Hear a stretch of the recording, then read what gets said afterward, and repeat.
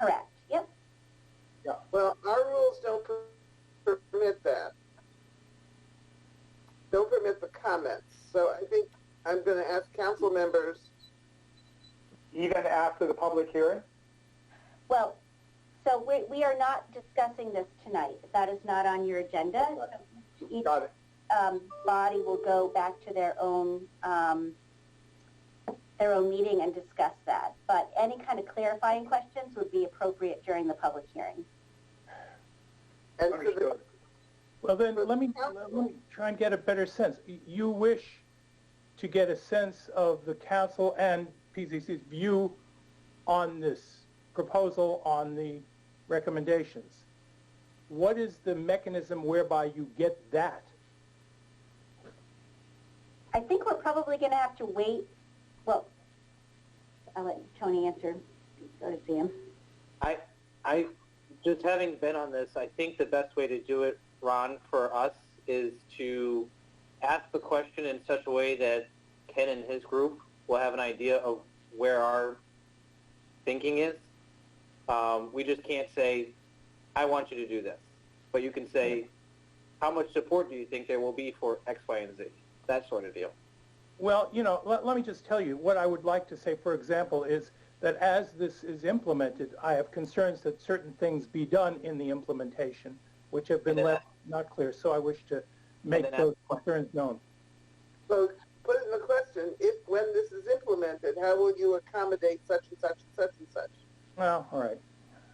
Please. And I think right now we're looking at the plan, and we're looking at do we have the appropriate strategies within the plan that may give us give whoever is going to be implementing this plan broad enough latitude to do that. So we're really looking at this plan, we're looking at the plan, and if the goals and objectives are such that they will help us achieve our goals. And obviously the public input. Correct. Al and Katie, are you guys related? Yes, we are. Are you in the same house? Yes, we are. Okay. My only concern really is if both machines are running, if we're going to get interference. So be alert to that, because sometimes when we have two machines running, at least in the same place, if somebody has a phone and a computer, we get really weird noises. I understand. Although it doesn't seem to be a problem right now. So Yeah, we've actually been in other joint meetings like this, and it has not been a problem. Because we're down the hall, really, from each other. We're not, like, in the same, next office over, so to speak.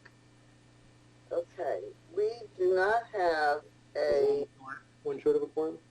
we do not have a full council. Oh, no, I guess we still have wheel quorum, and there are 5, okay. Me, Ron, Sam, Terry, and Al. Okay, we got it. Okay. I didn't see Terry, but yeah, you got 5. You can officially convene a meeting. Good. All right, one more minute. Hello, caller 3. Can you please identify yourself?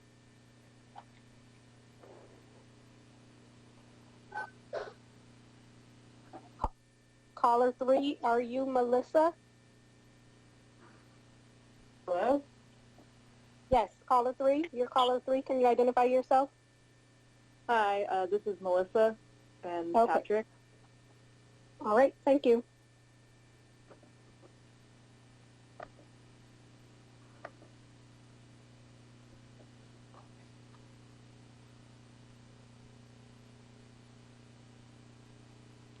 All right, it's 7 o'clock, and this is a special meeting of the Mansfield Town Council and the Mansfield Planning and Zoning Commission to hold a public hearing regarding... will now be recorded. Good evening. It's 7 o'clock. This is a special meeting of the Mansfield Town Council and the Mansfield Planning and Zoning Commission to hold a public hearing regarding an affordable housing plan. We've been working out the way to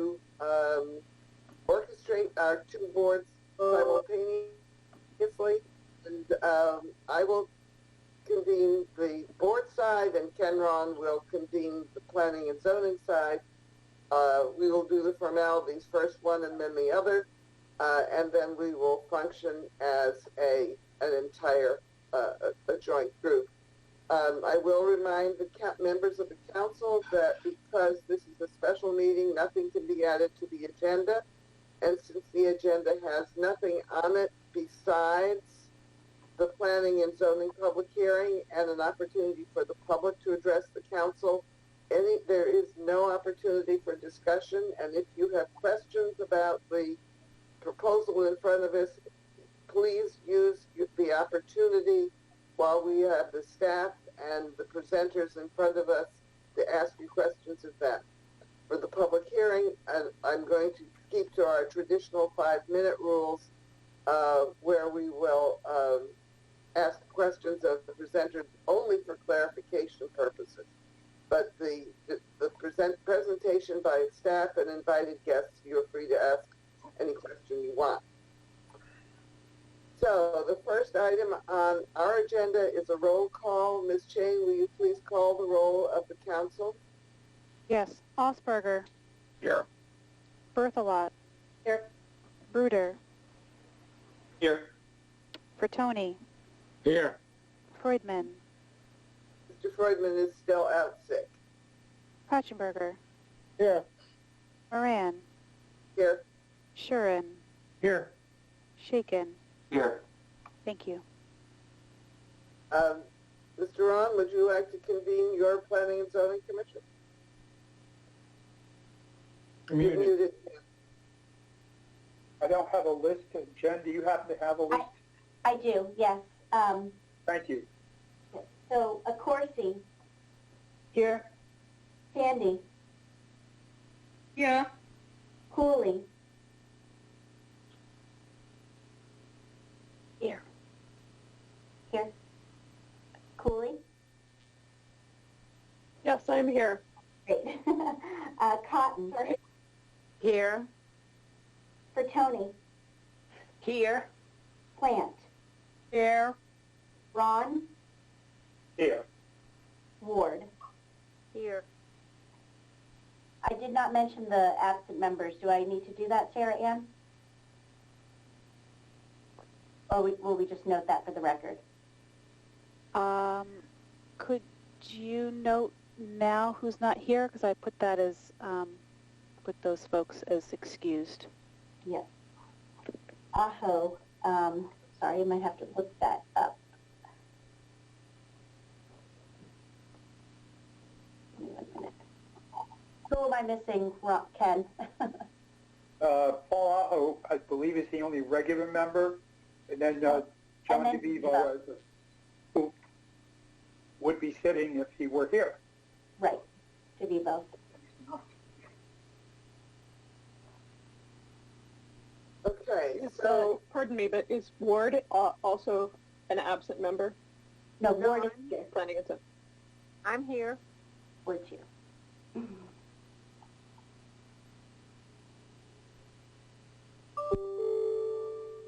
are we ready to proceed to the public hearing?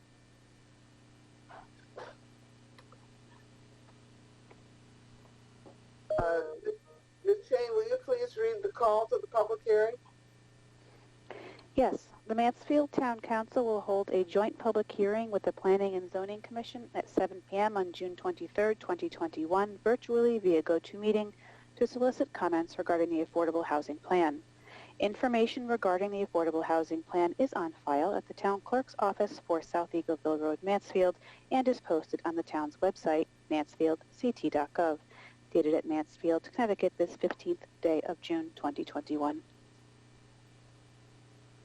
All right, Mr. Aylesworth and Ms. Thompson, or Ms. Kaufman, how do we proceed? Who is making a presentation? Tonight we have Pat Gallagher from SLR, who has been our consultant and has been working with the ad hoc committee on affordable and workforce housing. And he has a presentation that was included in your packet, and we have given him, we've transferred the presentation capabilities over to him. So Pat, if you want to begin, that would be great. Sure. Thanks, Jennifer. For the record, my name is Pat Gallagher, a planner with SLR Consulting, formerly known as Mylona McBroom. Thanks for the opportunity has really been a collaborative process. Jennifer and Linda in the planning office have really shepherded this along the way, really spearheaded a lot of our community outreach, and of course working with the ad hoc committee as well.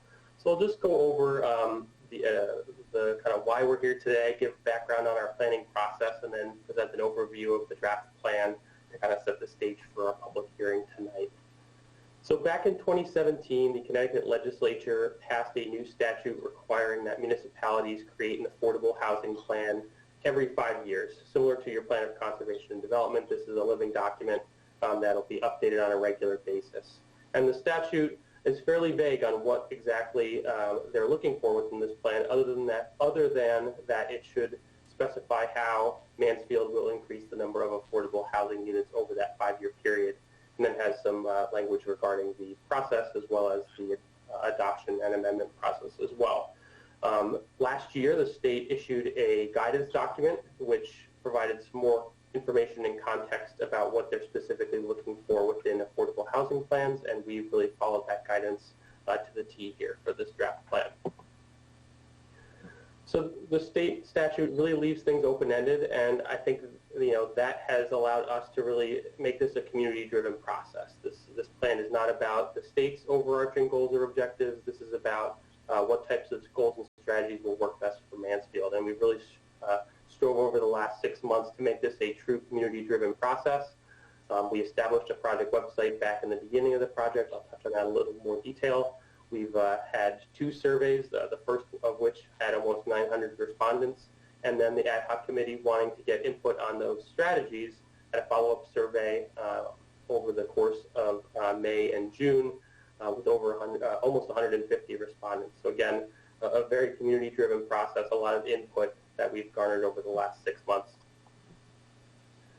So we established a website using what we call a story map platform at the beginning of the project, and this was really to create a two-way flow of information. Affordable housing is a topic where it tends to be kind of an emotional topic, and so we wanted to take the opportunity to educate people on affordable housing, what we're trying to achieve with the affordable housing plan, as well as solicit input. So all of our survey links lived on this webpage so that we could educate folks before asking some pointed questions on their preferences and priorities.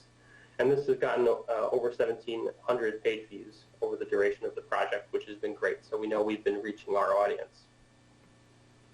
We launched our community survey in the spring, and thanks to Jennifer, Linda, and town staff for spearheading getting the word out. There was a mailer sent to every Mansfield household, and we ended up getting nearly 900 responses, which is a really great turnout. And this asked questions on community values, which is a component of the draft plan, as well as some questions on different housing needs within the community. And this really helped shape and direct some of the goals and the strategies that are included in the draft plan. We presented some initial strategies to the ad hoc committee, I believe back in May, and the ad hoc committee really wanted to get further input from the community on those strategies and really make sure that the direction that they were headed was supported by the community.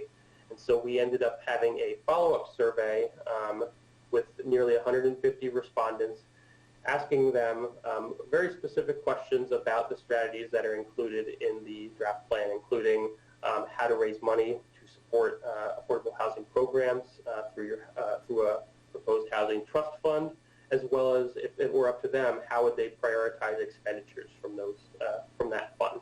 And so this was able to give us some really good feedback. I think one of the things that stuck out to me was there was openness to raising money through a range of mechanisms, whether that be grants, fees in lieu, or inclusionary zoning.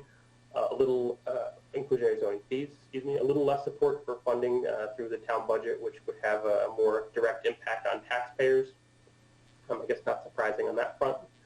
And then we asked them how they would prioritize expenditures, and repair and rehabilitation projects were their top priority amongst the 149 respondents, followed by creating more units for families with children, as well as for seniors. And then we know from our data analysis, those are two populations that have some unique housing challenges given your position as a university town. So that then led into our draft plan, and the state guidance was really reinforced that community-driven process, and that means starting off with the community values statement. And this is slightly modified from the values statement in your Plan of Conservation and Development that was adopted back in 2015. So really highlighting some of the real assets and services your community has to offer, having that positive relationship with the University of Connecticut, steering development towards specific nodes of development while keeping that rural setting throughout most of the remainder of town, and then supporting a diverse and equitable housing stock that supports the need for all of your residents. The draft plan then gets into some background information on what is affordable housing, and this is a lot of the same information that we had on our website over the course of the project. And per statute, affordable housing is defined as protected affordable units that cost less than 30% of a household's income for households that make less than 80% of area median income. And in Mansfield, if you're a family of 4 and make less than $78,500 per year, you may qualify for a protected affordable unit. And so I think that was a part of our conversation with the community, was to educate, who are we talking about when we're talking about providing affordable housing. And many members of your community, including many of the folks that took the survey, could qualify for programs and maybe weren't aware of that before this process started. So getting into some of the reasons why affordable housing is important. It allows people to live where they work. UConn is a major employer in town, and very few Mansfield workers actually live in Mansfield. A vast majority live elsewhere, and part of that may be due to the lack of housing options. And so broadening that housing diversity may give them an opportunity to live closer to where they work.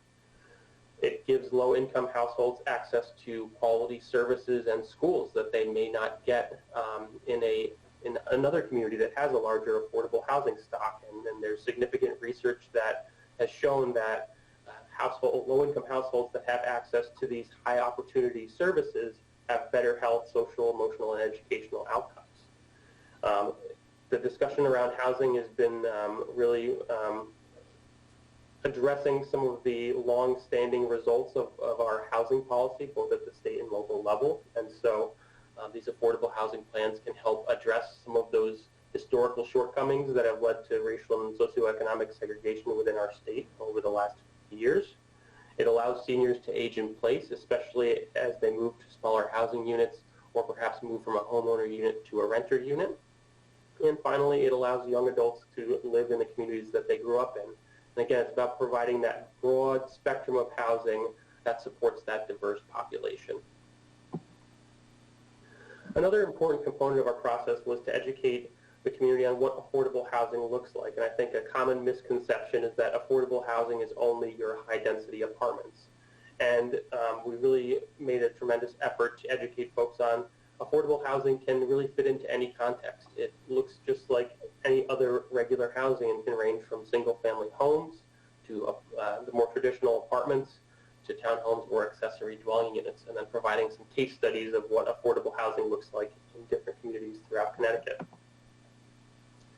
The plan includes a summary of our data-driven needs assessment, and that looks at overall housing demographic trends as well as infrastructure capacity, both water and sewer service, as well as transit, as well as a review of your existing zoning regulations. And that's been something you've been very proactive on at kind of being at the forefront of inclusionary zoning and housing policy. And so we really had a good jumping off point when we did that review here. Looking at how much affordable housing Mansfield has now, as of 2020, you have just under 400 units that meet the statutory definition of affordable housing, and that is about 6.6% of your housing units. And the state has a goal for each municipality to hit 10% affordable units, and municipalities that don't are subject to the Affordable Housing Appeals Procedure, more commonly known as 8-30G. Another thing to note is that the percent affordable housing is calculated based off of your housing counts from the latest decennial census. And so today, your percentage is calculated based on the year 2010 housing unit count. That's going to be updated once the 2020 data is released and reflect the several hundred units that have been built since 2010. And so we anticipate that that percentage will go down once that data is released. And so that 10% will be a goal to continue to work towards over the next 5 years, the duration of this plan. So getting into our draft plan recommendations, the first goal is to strengthen the town's capacity to further affordable housing. We have some ambitious goals and objectives within this plan, and that's going to require an additional level of oversight, both from a governmental and elected official oversight as well as from a staff oversight. And so one of the recommendations is to establish a permanent housing committee that can oversee the implementation of this plan and provide guidance to other boards and commissions. Many of these recommendations may require additional staff resources, and so providing adequate staffing and skill sets to administer these affordable housing programs is important. Providing regular training to staff and members of land use boards. I believe actually this is a new state requirement based on the last legislative session, so this will help you be in compliance with that new requirement. And then also amend this plan to the Plan of Conservation and Development so that as the Planning and Zoning Commission is reviewing future applications, this affordable housing plan is held to the same standard as the rest of your Plan of Conservation and Development and can really aid in that land use decision process. The second recommendation is to establish a housing trust fund. So today, Mansfield has a mechanism allowing developers who don't meet your inclusionary zoning requirements to pay a fee in lieu of providing those affordable units. Today, that money gets donated to a not-for-profit housing developer, which I believe the only one in Mansfield is your housing authority. Establishing a housing trust fund would allow the town to then collect those fees in lieu and then use that to further its affordable housing priorities. And so the first step of that would be to actually establish that housing trust fund by modifying your town ordinances. We provided a model ordinance as an appendix to the plan. And then the other two strategies under this goal is to focus on creating deed-restricted units. Those will count towards that 10% affordable housing goal. And many deed-restricted units also have requirements that would protect them for families, senior households, and they're less likely to be occupied by students because they have more stringent household and income requirements. And then finally, a follow-up is going to be to prioritize how that money is spent. And our strategy survey can help provide some of that initial guidance on where the community sees the priorities. And the way that statutes are written, you really have a range of options on how you spend this money, whether it's purchasing land to support a project, providing financing to a developer, making infrastructure improvements, even purchasing deed restrictions from an existing development. So there's a lot of potential options on the table that'll need to be kind of specified. So the third goal is really how do we raise money for this housing trust fund? And today, again, you have that fee in lieu of option, and developers are required to build 10% affordable housing, and they also have workforce housing requirements. So the strategy 3.1 is to increase that inclusionary zoning requirement from 10% today to 12%. And that's largely because if you keep requiring 10% and developers keep building 10%, you're never going to quite reach that 10% goal. And so by making that threshold a little bit higher than 10%, you're going to make quicker progress towards that state goal. The second strategy that's being proposed in the draft plan is to further explore inclusionary zoning fees. So fees in lieu are really only relevant for a housing developer who builds a project that's large enough to trigger the set-aside requirements for affordable housing. Inclusionary zoning fees would collect, similar to a building fee, on all substantial new construction or substantial additions, regardless of whether it's residential or commercial or industrial, or and then that money would be put into the Affordable Housing Trust Fund, and those expenditures could be programmed. And so that's, I think, a further conversation as part of the implementation phase is determining, the appropriateness of that mechanism, as well as some of the details around how much that fee would be should that move forward. And then finally, a recommendation on enabling middle housing through changes to your zoning regulations. And middle housing often is referred to as the missing middle. So communities tend to have regulations that support construction of single-family homes and apartments, but it's a lot more challenging to build duplexes and triplexes and some smaller multifamily developments under existing zoning. And there's also an economic component to that. And by reducing some of the zoning restrictions on that type of housing, it may allow more of those projects to move forward. So one of the strategies is to create a middle housing floating zone. And so for those not familiar with floating zones, a floating zone would exist within your regulations, and then at the discretion of the Planning and Zoning Commission and an applicant, that could be applied to a specific site and then allow middle housing to be permitted as of right, as opposed to through a special permit process. So creating a little bit more predictability in that approval process. And then in the return for that more streamlined approval process, using that workforce housing requirement within your current zoning regulations to ensure that those units remain affordable to households making less than 120% of your area median income. So this would be really a planning and zoning focused goal and strategy. And with that, I'm happy to pass it back to you and answer and clarify any questions that may come up from the public or commission members or council members. Thank you.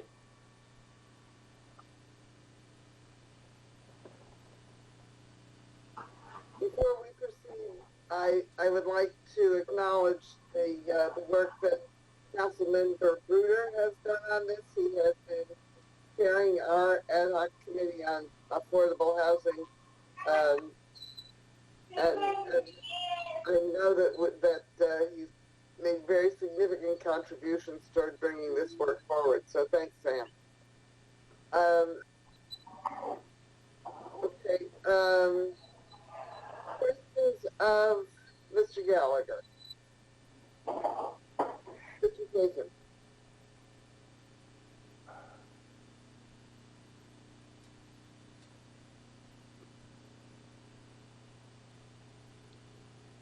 that me? Yes. Oh, sorry. Thanks for the presentation. I think those are all very interesting recommendations. I have a sort of question, or could you go into some more detail, as we have discussed, I think, as a community, the need for affordable housing. We've talked both about the need for deed-restricted housing that would meet the state's definition of set-aside units, which would serve people with what I would call, a low income, lower than the median income, certainly, but also the need for our community to support more housing for people who are making, at the median income or above the median income by some percentage. That in fact our housing stock in single-family homes, while more affordable than many communities of our type, still is unattainable for someone who's making 120, 130% of the median income, which obviously wouldn't count towards our percentage whatsoever. Is the statute that we're trying to follow by having this plan just sort of silent on any housing set aside for or priced at levels that could be affordable for people who are making above the 80% of area median income, or are we, through this planning process that we've engaged you in, really just trying to focus in on the deed restricted units that will count towards our percentage under 8-30G in the other statutes? Great, thanks for that question, Ben. That's a great question. So the statute for affordable housing plans is really focused on creating those affordable units, which per the statutory definition would be 80% or less than area median income But you're right, the needs don't stop at that threshold. And so we included that workforce housing recommendation, and beyond that, beyond the 120%, again, there are needs within every community, and again, within your community, that would probably best be handled through your plan of conservation and development process, which I think touches on housing and housing policy more broadly than the affordable housing plan would. And that's helpful, and I think, I just personally, I think we need to do sort of both of these things in concert with each other. I think it's a fair use, as we've talked about as the council, what the development of the trust fund might look like, to dedicate the resources in the trust fund to provide that housing that would be restricted to people at 80% of area median income, and then direct other town efforts, but perhaps not resources through the trust fund, dollars through the trust fund to promote the development of other housing. I'm particularly interested, as someone who's not a member of the Planning and Zoning Commission, speaking through the mayor to my colleagues on the Planning and Zoning Commission, in that number 4 of your plan, of your recommendations, in making it easier to build 2, 3, 4, 5 unit housing projects across the town. I know they're allowed in certain zones right now, but they're not economically feasible for developers, given how much of the town is covered with single-family 2-acre zoning, which is something I enjoy a lot and is a part of the characteristic of Mansfield. But it's an interesting idea that I think we ought to pursue. I also just want to touch on, and then I'll be quiet for the rest of the meeting, the idea around user fees or increasing fees on all new construction. And I would just state my own opinion that I think we ought to handle what funding of the trust fund needs to occur outside of the fees that have been established already for developers of large and very lucrative apartment complexes through tax dollars, rather than assessing a fee for every homeowner or property owner who wishes to build or make a renovation to their house. I think if we, as a community, want to make this a priority, we ought to handle it as progressively as we can, and that means, unfortunately, the property tax. And so if we need to fund this outside of those fees, I think that my personal ideological opinion is that's the proper way to do it, rather than charging someone who wants to add a floor or a room onto their house, or wants to build a house. We have, as a community, seen less new construction, I think, than other places, and it's something that we ought to consider a priority, even as we also prioritize developing affordable housing. So that's my 2 cents. Thanks very much for the presentation. It was very helpful. Ken, I'm going to suggest that we take turns, because I know you've got some members with questions. My only request is, can I call in Ron Shuren, because I know he had his hand up earlier and I skipped over it. Thank you. Can you hear me? I'm having some computer problems. Can everybody hear me? Yes. Okay. Just a quick question or two, and then a little longer one. First, technical. Are deed-restricted units both rental and for purchase? Yes. Okay, they can be rental. Second, just a point of information, if you have it, how many naturally occurring affordable units do we have in Mansfield? I know that they can change, but as of now, has anyone done a count on that? So I can come back to that. We did actually include that in our data analysis, so I can answer that in a little bit once I pull it up. Okay. And then I have a couple of, I talked to Ms. Kaufman yesterday, very helpful conversation, but some of this gets in the weeds, and if it's not appropriate now, we can talk about it later. But I used to serve on the Affordable Housing Commission in my town in New Jersey, which was under state mandate and court order, and I learned some hard and bitter lessons, and I just wanted to ask if some of these can be dealt with here. First, what will be the situation of those who may income qualify at one point, and then the income rises above eligibility for job advancement or, more likely, marriage? Must they vacate an affordable unit? I don't know that off the top of my head. That would probably be a question for your housing authority. Okay. You've alluded to this, but any way that we can deal with students who technically qualify, but, excuse me, I'm sorry, I apologize for this. Is there how can we deal with those who technically income qualified students, but not really? And just one moment, please. I apologize. Can claim eligibility and thus thereby crowd out what I would consider the genuinely needy people who need help. And are there legal ways of dealing with that? And perhaps that can be dealt with later. Yeah. Then on the deed restricted for purchase housing, this is perhaps a set of questions, but it reflects my feeling. Such can create a situation that I've seen where people observe those around them making a lot of money on their houses and they're stuck.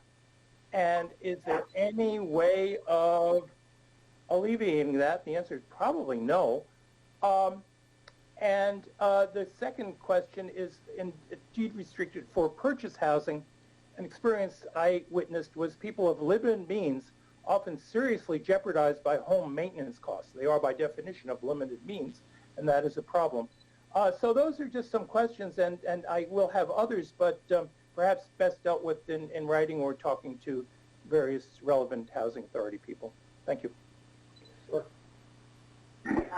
Thanks. So I can start by just going over some of the naturally occurring affordable housing within the community. So it somewhat depends on what income limit you use. So for ours, if we were to use a family of 4 and the income limit of $78,500 per year, you have just over 1,700 owner-occupied units that would be considered affordable to that income level, and just under 2,000 renter-occupied units. So you do have a very significant portion of naturally occurring affordable housing that is attainable but doesn't meet that statutory definition. Because it's not mandated to stay in that. Correct. Yeah. The student question is a great one, and that's come up throughout our process, and that's there are kind of several different approaches to that. So the first are deed-restricted units that are kind of administered through a federal or a HUD program, including those operated by your housing authority, both the units that they own and operate as well as their housing vouchers. So HUD has rules around students that would make it difficult for a dependent student to utilize those units.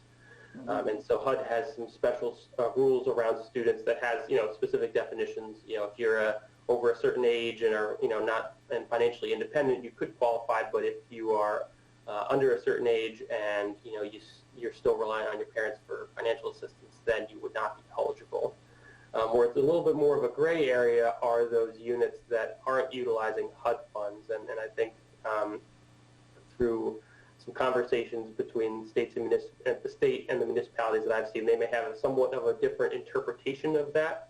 And so that may be something to follow up on, with your town attorney or a land use attorney if you're going to be setting any, requirements as part of any of these new programs. Thank you. Then I'll turn it over to you. Katie, go right ahead. I have a question for Pat. I'm asking that he would explain in detail how the Housing Trust Fund would work and who would be responsible for it.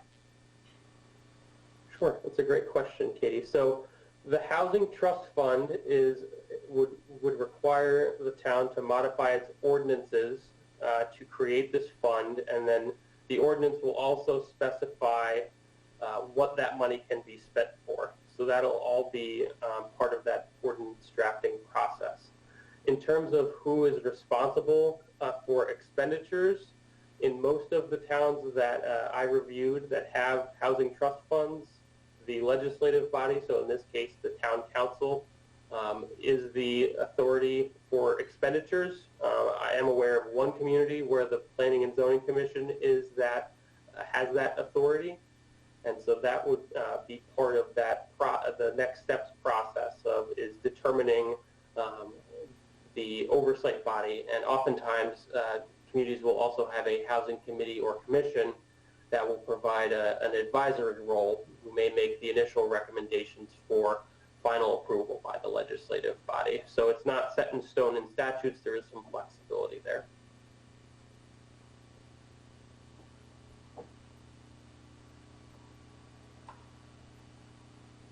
Mr. Bruder. Thank you, Mayor, and thank you again for your compliment earlier. I just wanted to point out that, and then I'll get to my question, but I wanted to point out that everyone on the committee has done such a great job at, is easy showing up kind of deal. But, it seems like there's a, based on the surveys, that there's a big push, or there's a lot of support for the deed restriction. I know I myself am in that boat, but I had a couple questions for you, Pat. Based on the 2010 numbers, how many more units do we need to reach that minimum threshold? And if you need to get back to me, that's fine. I have another question. Because I know you said in our presentation that whatever amount of units based on the 2010 numbers is going to go up, just given the amount of building that has happened over the last 10 years. And then in terms of the Housing Trust Fund, what's the level of funding? Like, what size does the account need to be, kind of deal? Like, does it need to have $1 million? I don't do buildings, so I don't know any of this kind of stuff. Does it need to have, 50 million? Because I think that's going to really influence my support in terms of, do we raise taxes? Do we use some more of this, hopefully consistent pilot money that we'll be getting? Do we divert some of that towards the housing trust? I agree with the other sentiments, I believe, by Councilor Shake in regards to, do we really want to put more fees on building permits? I don't know if there's like a floor that we can set it at so that it only affects a certain segment of higher income or something like that. But I don't know if you had an answer for how many units. Yeah, so great question. So to answer the first question, if we were to take your 2010 housing units and see how many more units you would need, you need about 200 additional units. Probably a little bit more than that, because that would then change your denominator as well. And I believe, and Jennifer, you can correct me if I'm wrong, we've had, is it 700 or 900 new units built since 2010? And so 10% of that, you're looking at 70 or 90 more on top of that. So probably 300 or more in order to hit that threshold. And then the question on kind of inclusionary zoning fees and kind of caps and things like that, again, that would probably be something to follow up with your town council or land use attorney on just some of the mechanics behind the statutes that enable that. And then I think I maybe missed the middle question. Yeah, what's the size of the housing trust fund that you've seen? Like, if we need to say for discussion purposes or questions, 300 units. And I know that it'll depend, because it'll depend on, how much are we willing to do with repairs in exchange for the deed restriction? Do we want to just buy the land and then give it away to the developer? But just on average, as you have been in this field and certainly know more than I do, like, what's a good number, if you could have in there regularly, like, Yeah, I think it depends on how you plan on programming that money. If you're going to be funding new construction, we're talking hundreds of thousands, if not, $1 million or more, depending on the project, to provide that gap funding. If the trust fund is more limited and focused on kind of repair and rehabilitation, if you think about those types of projects, those might be in the $10,000 range or the tens of thousands of dollars range. But new construction is going to be much more expensive, and the funding gaps that developers may have are going to be much greater. Right. Thank you. That was helpful. Vera? Vera Ward, go right ahead. Vera, you're muted. I'm interested in your focus on the deed restrictive units. I wonder what the incentive is for that, because we've already had a problem with people wanting to charge market rate for their deed restrictive unit, because of course the discrepancy is very wide on that. So I wondered, what is the incentive to do that? Is it tax relief? What would make someone want to do that? So that's a great question, Vera. So I think the way that that deed restrictions typically come about is some sort of financial incentive. So for a lot of new construction that it includes deed restricted units, oftentimes they'll require some sort of funding from the Department of Housing or Connecticut Housing and Finance Authority, and in exchange for that money, they require deed restrictions for a certain period of time. I thought the deed restrictions went with the property and never came off. It depends. So certain units can be protected permanently, and I believe many of your units are. However, oftentimes, especially for those that are receiving that state financing, it's usually a 30 or a 40-year period, and then that can be renewed again. And so that's, kind of one of those other challenges of maintaining those units as affordable, because once the deed restriction expires, then it will no longer be protected or count towards that 10% goal. But typically there is a financial incentive that someone will need in order to do that exchange for a deed restriction. Is that initial startup, or is that ongoing? So typically it's up front. So that wears off pretty fast, I would think.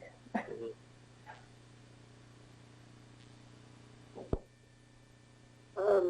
Sam again? Thank you, Mayor. Vera reminded me some of the discussion, so I came up with another question. In regards to the deed restriction, am I correct in that we also have talked about that an existing housing unit, I think you mentioned something in the realm of 1,700 units and then 2,000 units already naturally occurring kind of deal. For anybody in those units, and we can always make it focused on certain neighborhoods, that we want. But is it an option to, in exchange for repairs for an existing housing unit, they give us the deed restriction for 40 years, and then that state statute is met and our requirements are good until that comes up again? Is that my understanding? Yep, that is correct. So if you were to have a housing trust program for repair or rehabilitation, that could be one of the stipulations, is that in order to receive up to a certain amount, you have to deed restrict your unit. So that could, help kind of meet two goals of increasing the number of affordable units, and then also we know that repair and rehabilitation is also really important to the community. And so have you seen other communities where that's been used as certainly like for, seniors who want to stay in place type deal, or, make a housing unit more accessible? So this is actually something where I wasn't able to find a case study of someone purchasing an existing unit, with the exception of the town of Farmington has a program that provides, it's a cooperative home ownership program, and that's usually at the onset of the purchase of a home. The town pays for the cost of the land, and then the homeowner pays for the cost of the building. I'm not aware of any communities that have actually done that where it wasn't tied to a sale, so that would be somewhat of uncharted territory. But from my understanding of the statutes, I don't think there's anything that that's that specific that talks about those types of things. So it would definitely be worth exploring. Luann, go right ahead.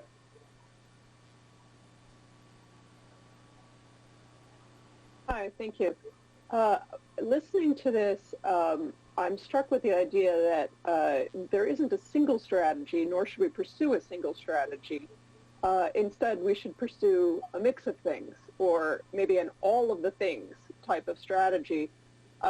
Can you give any examples of other communities that have used several of these strategies to either raise money for affordable housing or to set aside existing housing or repair existing housing? It shouldn't be a one type of thing. Is this correct? It should be multiple strategies. But I could see if you tried to do too many things, that could be too confusing. It could lead to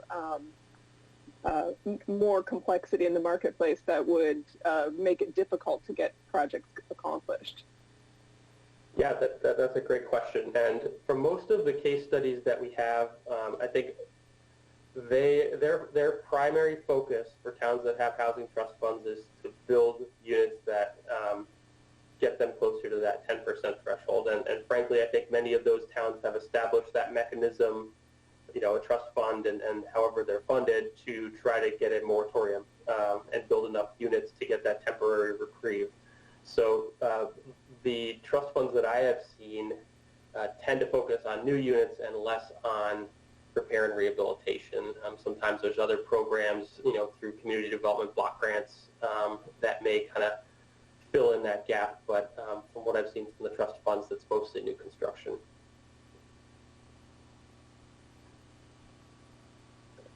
Mr. Sharon.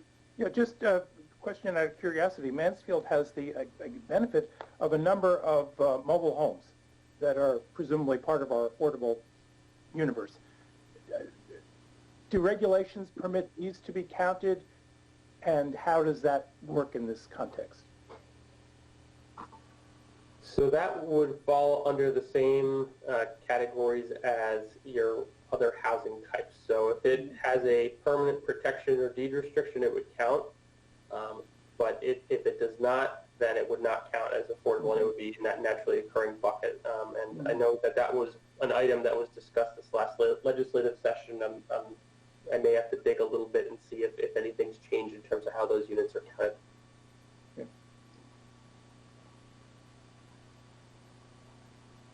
Ms. Galler, I have a question. It's really about the makeup of the housing authority and how it comes into being. Typically, are these groups appointed? Are they elected? And is there generally some professional staff? It would seem to me that it would require professional staff to work with a housing authority that has this kind of mandate that we're considering. Mm-hmm. Great question, Ken. So again, this is just speaking from kind of my review of other towns and case studies. Most of them, I believe, are appointed commissions, since most of them have an advisory role as opposed to direct control over expenditures. And so, again, they would be acting in that advisory role. And you're absolutely right on staff. And that's why that we have that first recommendation of, this is not just necessarily a policy commitment. There's going to need to be investment on the, staffing and also expertise side. You may need someone with more of a background in real estate, finance perhaps, if you're going to be administering, hundreds of thousands of dollars from a fund. So you're absolutely right, Ken, that'll require some investment by the town as well. And a follow-up to this, if we were to go through, as I understand what you presented earlier, town council really has oversight over this. It would seem to me that we're adding a rather substantial layer of responsibility to town council. I'll leave it. You just muted yourself, Ken.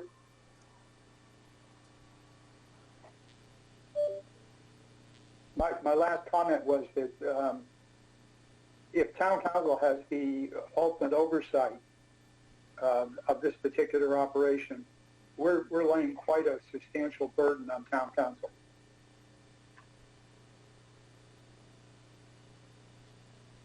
So again, that would be something for the implementation phase. You know, should you choose to go forward, is, you know, what is the oversight mechanism? Do you have that advisory committee who has the authority to administer the funds? But yeah, great point, Ken.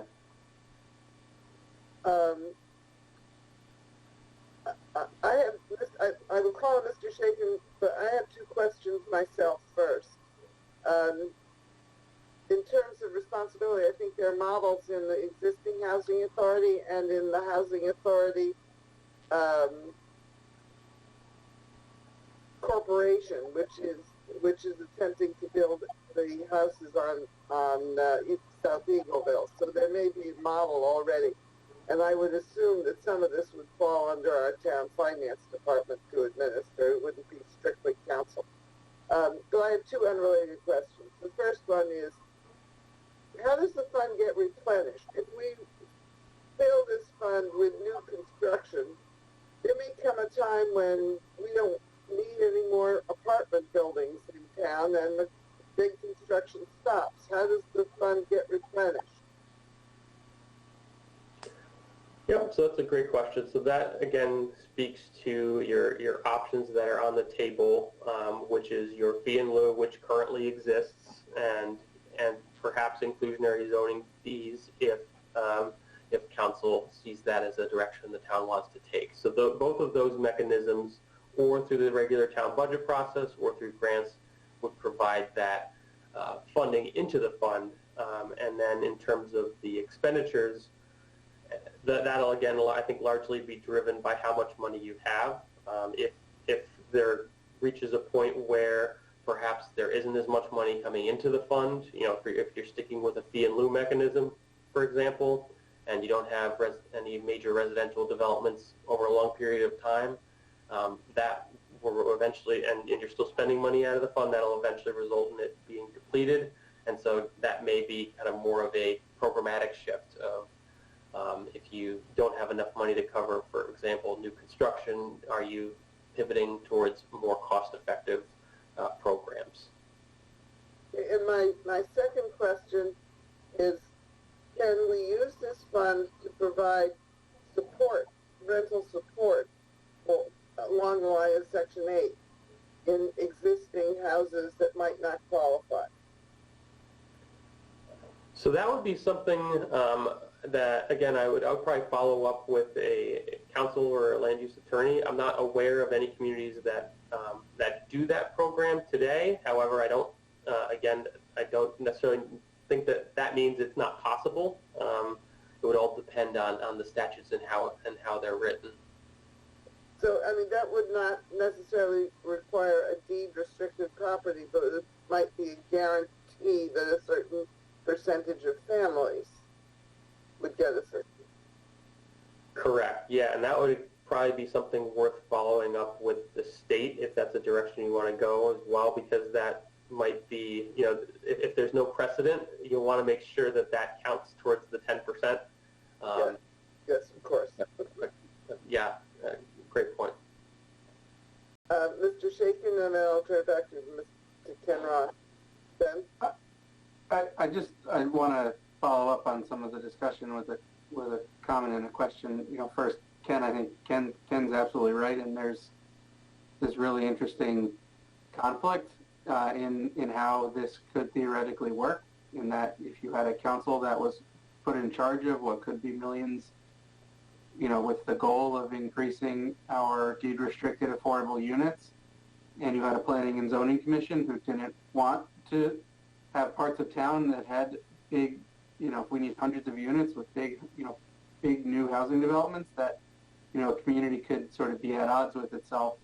I don't think we have that situation here, but there really isn't any good, like, statutory way for both of our bodies to work together officially. You know, we have committees where we can talk and figure stuff out, but it just seems like something missing from statutes in this particular arena. And another thing missing, this is my question, something that Ron was talking about earlier, just I was surprised, I think, to hear how many, affordable housing units exist in the town when you stop considering only housing with deed restrictions to be affordable. And so I'm just curious, as you've worked and done case studies across the state, are there other communities? How many other communities are there? Do you have examples where the official number is what our official number is, so 6%, or really more like 4 or 5 when you take into consideration the new units that have come online in the last 11 years.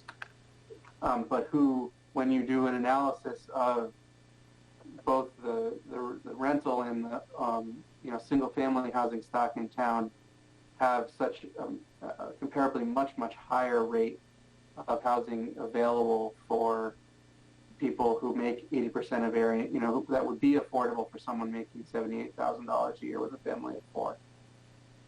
Are we unique, or is it something that's very common that you see? So it's definitely very common, and especially in, I'd say, more exurban or rural areas within kind of metropolitan areas, and I think Mansfield would fall into that category where, it really reflects your overall housing costs. So the income limits are calculated on a region-wide basis. So I believe Mansfield is in the Hartford metro area for their calculation. And so if you're kind of on the periphery of the Hartford metro area where your housing costs are lower, I would bet that most of your peer communities, most of your neighboring towns fall into that same boat. It gets a little bit different, I think, when we get down into the I-95 corridor where housing prices are a lot more expensive. But in kind of the greater Hartford area, from the other communities we've worked in, having a large naturally occurring stock is very common. Thanks, that's helpful.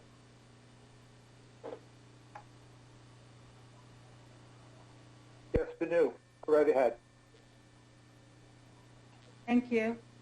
I was wondering what the next steps are in the process after this public hearing. Where do we go from here? And how?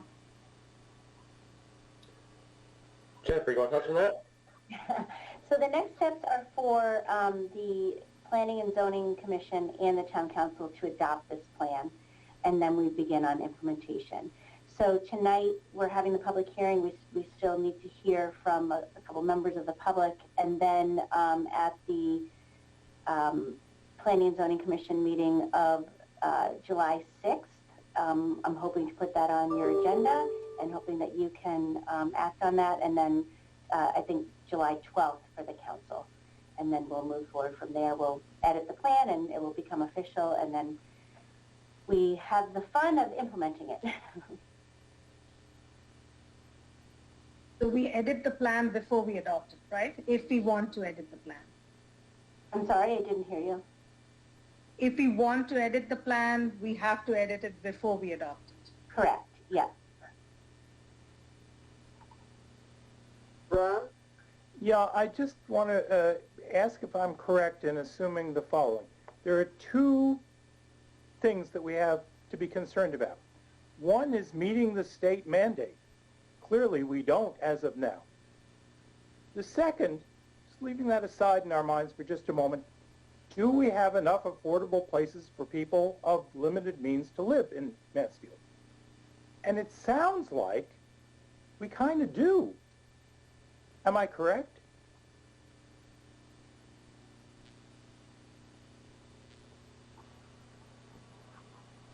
You do have a large affordable housing stock that definitely came through in the data analysis. I think one of the challenges is who's occupying your current naturally occurring affordable housing stock, and that came through in our survey very clearly. Is that while you do have those naturally occurring affordable units, oftentimes students will occupy those units, and so that leaves other segments of your population, families with children, seniors, who just don't have the means to compete for those same units. And so I think that's the challenge as a university town that Mansfield faces, and another reason why deed-restricted units were a big focus of the ad hoc committee, because that allows at least some level of control and then eligibility for who could occupy those units. Luann, go right ahead. Just for a little context, there are only 31 towns in all of Connecticut that are actually meeting the 10% mandate right now. That's it. So we are not alone in this problem, and the legislature, I think, is quite aware of that, and there were efforts to try to change the way this is working to give towns actually more control to set their own goals based on the specific kinds of housing issues that they have in their towns. That had quite a lot of support, but was eventually did not go through. It's unclear whether or not that will be introduced again. So while we absolutely should try to increase affordable housing in the town, and we need to work under the rules that we have currently, it is something we should be aware of, that those rules could change, could be amended in the future. So one of the challenges I think that we face is that when you're talking about housing, you're talking about something that's a long-term proposition. It's not something that you can change in a year. It's not something that you can change in 2 or 3 years. And so we need to keep in mind that making that mandate is important, but that is a goal that could change in the future.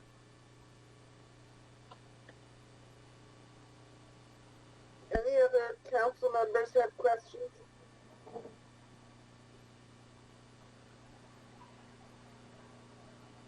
Are there any other questions from planning and zoning, Ken? No, I don't have a question. Is there anybody in the audience who wishes to participate in this public hearing? I believe there were 3 individuals that had reached out to Tasha, and I don't know if they're all on the line or all connected right now. Tasha, do you have those names? Yes, there is Paul Stern, Edith Allison, and I don't see Melissa anymore, but Paul and Edith are still on the line. And Paul submitted an email to be read into the record, but seeing as he appears to be on, Paul, if you can hear me, if you want to unmute yourself, you can speak for yourself.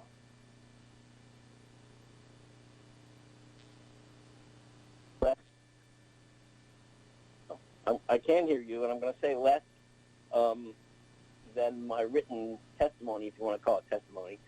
But there are a couple points I'd like to make to kind of underscore what I've submitted to you in writing, which is probably more intelligent than what I'm going to say now. But the first thing I'd like to notice is that this affordable housing plan has a lot to like. It has the right objectives, I think. It acknowledges the history behind the situation we're in now, and it comes up with a lot of, I think, workable strategies to address the problem. One of those strategies is the adoption of allowance of more middle housing, which I think is good. Another is this notion of raising to 12% the amount of affordable housing that a developer would have to provide when doing a project. And the idea of a housing trust fund is an interesting one. I think what you're really talking about when you're talking about a housing trust fund is to make it meaningful is to have almost an administration that's supported by the fund, and along with that is a lot of cost. And if we're serious about the objectives that the plan identifies, that correcting socioeconomic problems and a rising tide lifts all boats and that sort of thing, then I think we have to anticipate that there's going to be a cost to all taxpayers. I don't personally have a problem with that. I think it would benefit us all if we could diversify our communities and provide more affordable housing. But there are some obvious obstacles there. There is one smaller element of this plan, though, that I have a problem with, and it's the payment in lieu of concept, at least as it's being applied now. Right now, it seems to me it provides kind of a mathematical problem and an incentive for the developers of these big projects to buy their way out of providing the affordable housing that we need. and putting the burden and the cost, the extra administrative cost of providing that housing over onto the town or indirectly the taxpayers. I don't think developers, we're in a market that's highly attractive to developers, it would seem. We've got like some 1,000 units waiting for review up just in Four Corners alone. And those companies are here because we have a hot market, particularly created by the university. So I don't think we ought to be willing to let them in and do their thing unless they contribute significantly to the affordable housing shortage. And the payment in lieu of, I don't know what kind of fees you have to establish to actually motivate them to get enough money from the developers to compensate for the housing that they're not willing to build.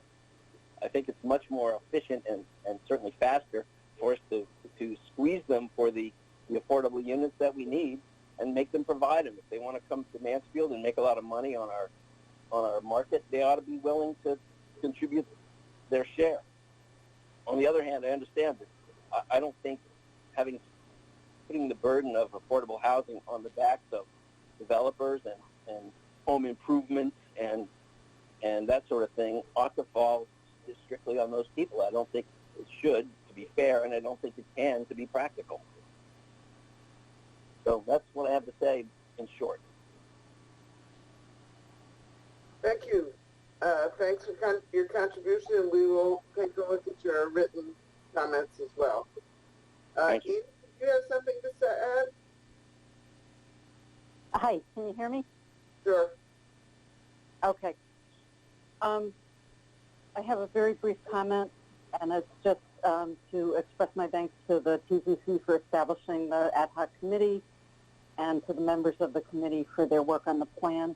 I want to add my voice to those speaking in favor of increasing the affordable housing stock in town. We already have a fairly strong, diverse community in Mansfield. It's one of the things that makes living here wonderful. But I believe the establishment of more affordable and workforce housing in town will ensure that we stay that way. Just a couple of comments on things that came up.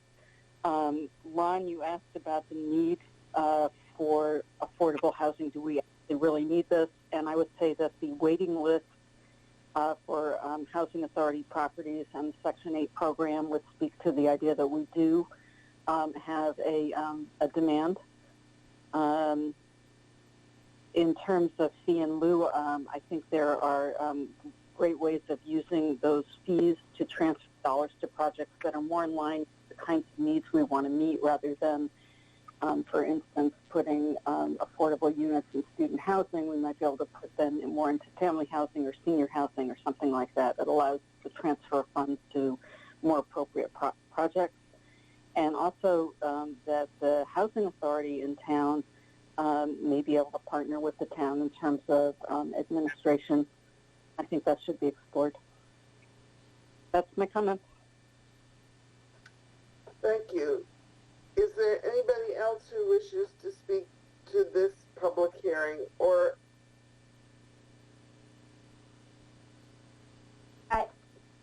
Tasha? No, there were just those three, and Melissa is no longer on the line. Okay. If you could communicate with her and offer her the opportunity to submit something in writing, since she has to leave early, I would guess. Jennifer? I did want to note for the record that we did receive a communication from Toivo Cast, and that is in your packet. So that should be part of the record as well. Yep. Sam? If I could just point out that communication had some really good knowledge that both Jen and Linda put together in response to some of the questions that we were getting, and that's why it was asked to be included. So thank you to both of them. All right. Is there anything else to be done as part of this public hearing?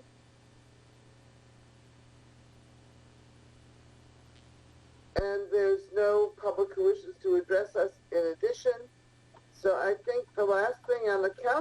agenda is a motion to adjourn. Is there anything else on the planning and zoning agenda? I don't believe so. Is there anybody on the Planning and Zoning Commission who has some discussion point that maybe we've left out here?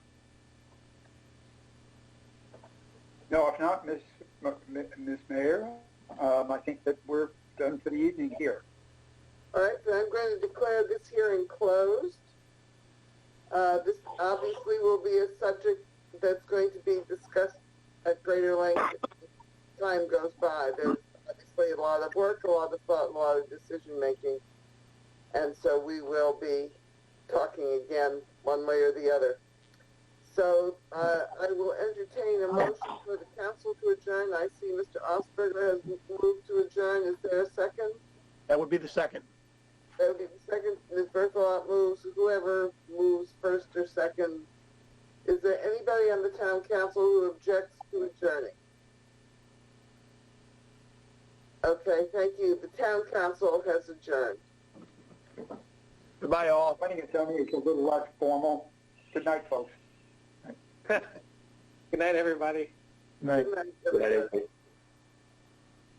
Nice to be together.